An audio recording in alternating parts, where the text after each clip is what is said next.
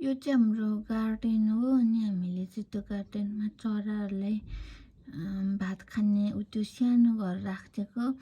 अनि त्यहाँ चाहिँ मैले लास्ट नाइट तोङ्बा खाएको थियो नि, त्यसको तोङ्बाको छोक्रा चाहिँ त्यहाँ हालेको।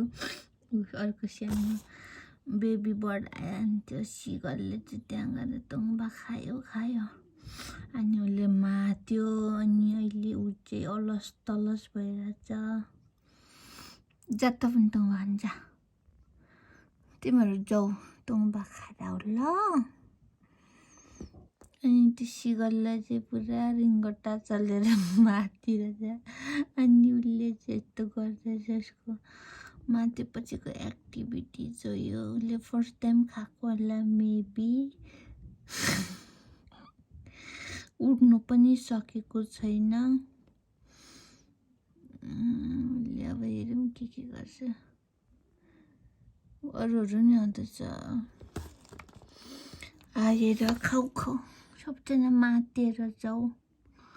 ल ठिक छ।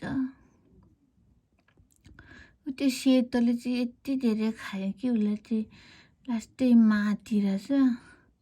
अझै खानु मन छ उसलाई चाहिँ, तर जानु सकेको छैन। यो अरू कबुतरहरू यहाँ छ।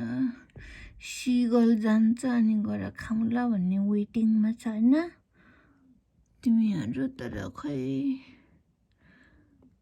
त्यहाँनिर छ कोहीहरू कुर्दैछ।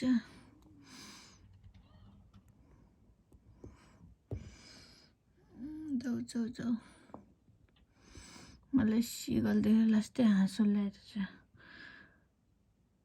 अहिले माथ्यो के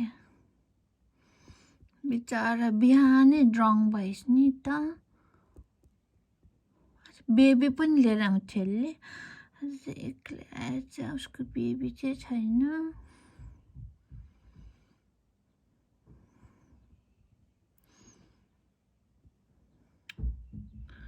ऊ चाहिँ एकदम ड्रङ भएको छ। यो त बिहानै हो होइन। यहाँ बिहान हामी जहिले यिनीहरूले भातहरू ब्रेडहरू के राखिदिन्छौँ। ऊबाट बाबाहरू मर्निङ वाक जाँदै हुनुहुन्छ।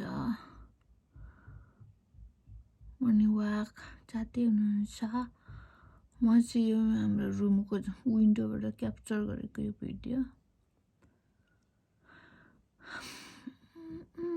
मर्निङ वाक हिँड्दै हुनुहुन्छ दुईजना। अनि यो चाहिँ गार्डनको हो, तर मैले रुमको विन्डोबाट खिचेको। यसलाई लास्टै मात्यो कि बिचरा। के गर्नु होला, रेस्क्यु गर्नुले पुलिस बोलाउनु पछि क्या। ओ गयो ल।